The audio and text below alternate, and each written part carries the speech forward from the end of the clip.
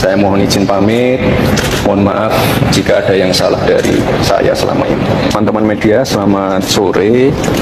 Hari ini kami mengantarkan surat pengunduran diri kepada Bapak Anies yang ada.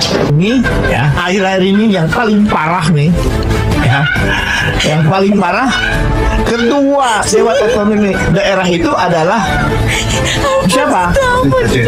Wakil Presiden Gibran. Ya. Saya tanya sama komite 1 itu, oh sudah 3-4 kali mau ini, sebenarnya ilmunya apa yang bisa kita ambil dari ketua? Assalamualaikum warahmatullahi wabarakatuh. Ada sebuah pertanyaan yang ditujukan kepada saya dari beberapa netizen. Bagaimana cara membaca diagram ini?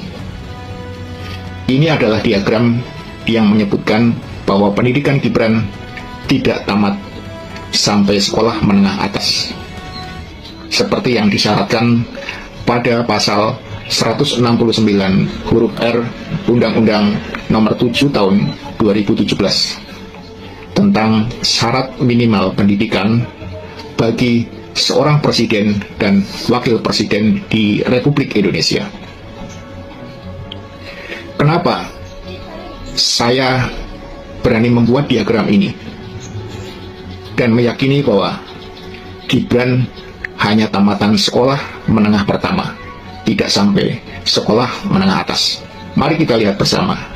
Di dalam diagram ini ada kutipan yang saya ambil dari sebuah surat keterangan Kemendikbud bernomor 9149 DDI KS 2019 yang ditandatangani oleh Sekjen Kemendikbud pada saat itu, yaitu Dr. Sutanto SHMA.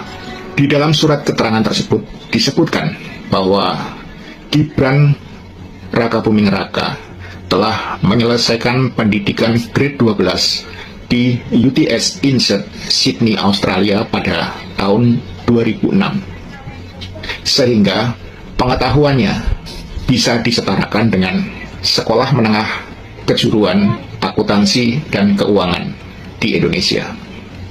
Di sini kemudian kita harus melakukan pemikiran secara logis. Sedangkan di sampingnya ada persyaratan untuk mengikuti kursus di UTS Insert Sydney, Australia. Ada 2 persyaratan pokok, 1 persyaratan akademik dan 1 persyaratan bahasa Inggris. Di dalam persyaratan akademiknya disebutkan bahwa seseorang yang akan masuk ke UTS Insert harus menyelesaikan program kelas 12 atau grade 12 dengan nilai rata-rata tahunan 6,7. Nah, dari syarat akademik ini kita langsung bisa mengambil kesimpulan bahwa surat keterangan yang dikeluarkan oleh Kemendikbud untuk penyetaraan pendidikan Gibran Rakabuming Raka bisa dikategorikan asli tapi palsu. Kenapa demikian? Asli karena memang surat tersebut dikeluarkan secara resmi dari lembaga Kemendikbud dan ditandatangani pula oleh pejabat yang berwenang pada saat itu. Namun, kenapa kita sebut palsu? Karena keterangan yang disebutkan di dalam isi surat tersebut tidak benar, alias palsu. Sebab bagaimana mungkin Gibran bisa disebutkan menyelesaikan pendidikan grade 12 di UTS Insert Sydney, Australia, sedangkan syarat akademik untuk masuk kursus tersebut harus terlebih dahulu lulus dari grade 12. Bukankah itu sebuah kebohongan? Channel ini teman-teman, di sini kita akan melanjutkan bagaimana cuplikan video yang telah kita tonton, yang telah ditampilkan tadi. Tentunya kita telah menganalisis dan memahami baik-baik bagaimana dan apa isi dan makna dari cuplikan video ini. Nah, teman-teman, di sini saya akan menambahkan sedikit tentang cuplikan video ini.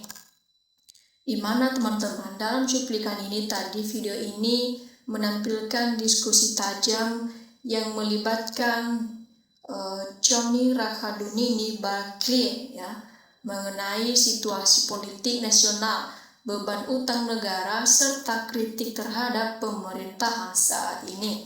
Nah, poin-poin dari utama dalam cuplikan ini teman-teman yaitu beban utang negara. Nah, di sini Chony menyoroti besarnya beban utang yang harus dibayar pada tahun depan, yakni mencapai Rp 552 triliun yang dinilai akan memberatkan pemerintahan Presiden terpilih Prabowo Subianto. Nah, kemudian tentang kritik terhadap Jokowi dan Gibran, Chony mengkritik peran Jokowi atau disebut dengan istilah Mulyono dan menyoroti isu mengenai Gibran Rakabuming Raka, termasuk kontroversi akun Fufu Fafa yang dikaitkan dengan nomor telepon saat pendaftaran wali kota. Nah, kemudian poin-poin pentingnya yaitu hubungan dengan Prabowo. Nah, Chony mengklarifikasi posisinya, menyatakan bahwa ia tidak anti terhadap Prabowo yang menceritakan pengalaman pribadinya saat meluruskan isu anggaran kemenahan dan bantuan obat-obatan yang ia terima dari Prabowo saat dirinya sakit COVID-19, dan kemudian membahas bagaimana tanggapan netizen. Bagian kedua video merangkum berbagai komentar netizen yang menyerang Sylvester Matutina. Nah, di sini Ketua Umum atau Solmed atau Jubir Projo menyebutnya sebagai mantan narapidana dan mengkritik gaya debatnya yang dianggap dengan arogan dan tidak berbasis intelektual saat berhadapan dengan Deddy Sitorus. Nah, secara keseluruhan video ini merupakan kompilasi opini kritis terhadap dinamika politik Indonesia, kepemimpinan Jokowi, serta perdebatan panas antara tokoh-tokoh pro dan kontra pemerintah di ruang publik. Kita akan membahas peran Prabowo saat Chony terkena COVID. Nah, berdasarkan penuturan dalam video saat Chony Rakhanudini berakhir terpapar COVID-19 yang berat atau diduga varian Delta, Prabowo Subianto mengirimkan bantuan obat-obatan untuknya langsung dari Prancis. Nah, apa beban ekonomi bagi pemerintahan Prabowo? Nah, kita akan membahas beban ekonomi bagi pemerintahan Prabowo berdasarkan dari penjelasan dalam video. Pemerintahan Presiden terpilih Prabowo Subianto akan menghadapi beban utang yang cukup besar untuk dibayar pada tahun depan, yakni mencapai Rp 552 triliun. Nah, hal ini menimbulkan pertanyaan mengenai bagaimana Menteri Keuangan ke depannya akan menjaga stabilitas ekonomi agar tetap normal di tengah beban tersebut. Nah, kemudian kita akan melanjutkan apa atau mengapa Sylvester dianggap hanya berlindung pada. Nah, berdasarkan isi video, netizen menganggap Sylvester Matutina hanya berlindung di balik penguasa atau bersembunyi di ketiak penguasa karena beberapa alasan seperti status hukum. Nah, netizen menyoroti status Sylvester sebagai mantan narapidana yang dianggap tidak ditahan karena memiliki perlindungan atau backing dari orang kuat serta jabatan komisaris yang ia dapatkan sebagai semacam hadiah. Nah, kemudian gaya debat.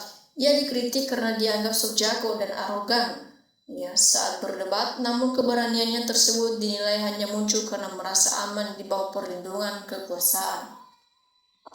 Kemudian ketergantungan pada Hercules. Salah satu komentar netizen menyebut bahwa keberanian Sylvester dianggap semua dan hanya karena ada sosok seperti Hercules yang menjadi bagian dari preman pendukung Jokowi, sehingga jika tidak ada dukungan tersebut, ia dinilai tidak memiliki posisi tawar apapun. Nah, kita akan melanjutkan di sini teman-teman. Mengapa Chony merasa Prabowo orang sportif? Nah, kita akan membahasnya. Prabowo ini mengapa Chony merasa Prabowo orang sportif?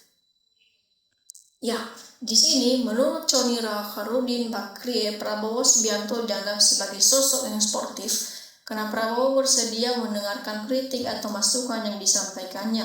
Chony menceritakan pengalamannya saat meluruskan isu mengenai anggaran kemenahan senilai 1.760 triliun. Prabowo merespons dengan memanggilnya untuk berdiskusi, dan pada akhirnya anggaran tersebut tidak jadi dibanyakan, yang bagi Chonye membuktikan bahwa Prabowo adalah seseorang yang mau mendengarkan masukan. Nah, mengapa Chonye menolak disebut berseberangan? Nah, kita akan membahas di sini teman-teman. Chonye Nakharudin menyatakan bahwa tidak anti atau tidak berseberangan dengan Prabowo Subianto karena beberapa alasan ini, seperti sikap sportif Prabowo. Nah, Chonye menceritakan bahwa ketika ia meluruskan isu anggaran Kemenhan senilai 1.760 triliun, Prabowo merespons dengan sportif dan memanggilnya untuk berdiskusi, yang menunjukkan bahwa Prabowo bersedia mendengarkan masukan. Nah, kepedulian pribadi.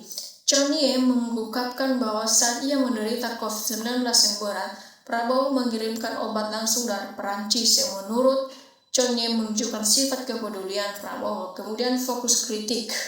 Chonye menegaskan bahwa kritik yang ia sampaikan selama ini bukan ditujukan kepada Prabowo, melainkan kepada pihak-pihak di sekeliling istana yang menurutnya menciptakan narasi seolah-olah ia berseberangan.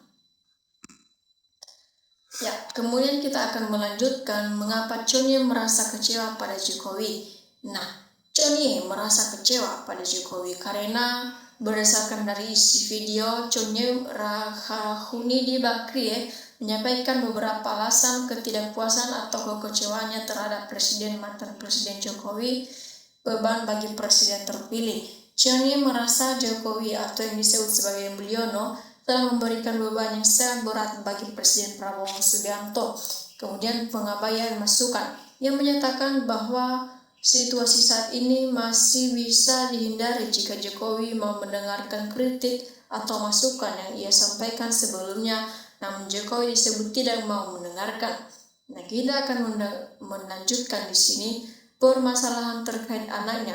Chonye menyoroti masalah yang kini muncul terkait anak Jokowi atau Gibran, yang menurutnya seharusnya bisa dicegah sejak awal. Ia merasa Jokowi mungkin akan menyesal dunia akhirnya karena tidak mengambil langkah antisipasi lebih dini.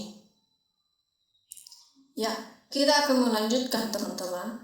Mengapa Chonye menyinggung lokasi Rusia? Dalam cuplikan ini, Chonye menyinggung lokasi Rusia karena ada beberapa dalam video tersebut menggambarkan bahwa saat ia sedang berada di sana dengan tenang, tiba-tiba ia dikejutkan oleh kabar mengenai isu Fufufafa. Hal ini digunakan sebagai konteks waktu dan situasi di mana ia menyadari perkembangan masalah politik yang terjadi di Indonesia saat ia sedang berada di luar negeri. Nah, mengapa Chonye menyebut nasib seseorang bisa terpengaruh? Nah, di sini kita akan membahas teman-teman. Chonye Nakharudin menyebut tentang nasib seseorang bisa terpental sebagai bentuk keheranan terhadap perubahan nasib. Berarti seseorang yang tadinya merasa sudah berada di jalur yang sangat mulus atau jalan tol seperti highway, namun kemudian mengalami kemunduran karena masalah yang muncul. Chonye menyoroti bahwa orang tersebut yang sebelumnya merasa sudah berada di puncak justru akan menghadapi situasi sulit akibat polemik yang tidak bisa lagi dipungkiri kebenarannya. Nah, oke teman-teman, demikian saja cuplikan video ini. Salam NKRI, harga mati.